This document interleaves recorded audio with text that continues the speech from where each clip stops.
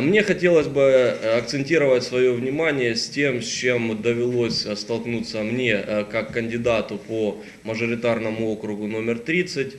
Это город Днепродзержинск, за исключением 14 участков, которые относятся к 40-му округу. К сожалению, ситуация на округе на сегодняшний день начинает быть очень напряженной и неуправляемой.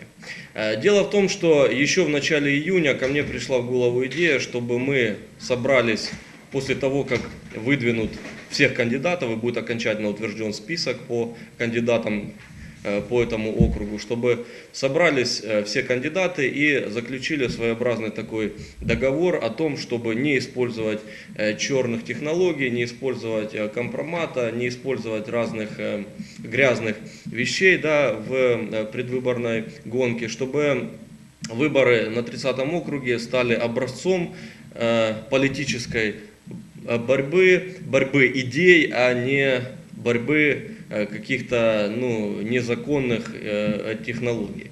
Сразу стало ясно, что избирательная кампания будет нечистоплотной после того, как на округе зарегистрировался 21 кандидат в депутаты. Я, безусловно, поддерживаю то мнение, что избранным может быть каждый из граждан Украины, кто имеет возможность и соответствующую поддержку. Но когда мы проанализировали тот список, который был выдвинут, я опять же не буду называть фамилии для того, чтобы не делать этим людям рекламу, то с огромным удивлением заметили, что фактически большинство из них безработные. Ну и на протяжении августа, начала сентября мы увидели, что эти безработные имеют площадей на билбордах, площади в газетах недешевые, больше, чем кандидаты от ведущих политических сил.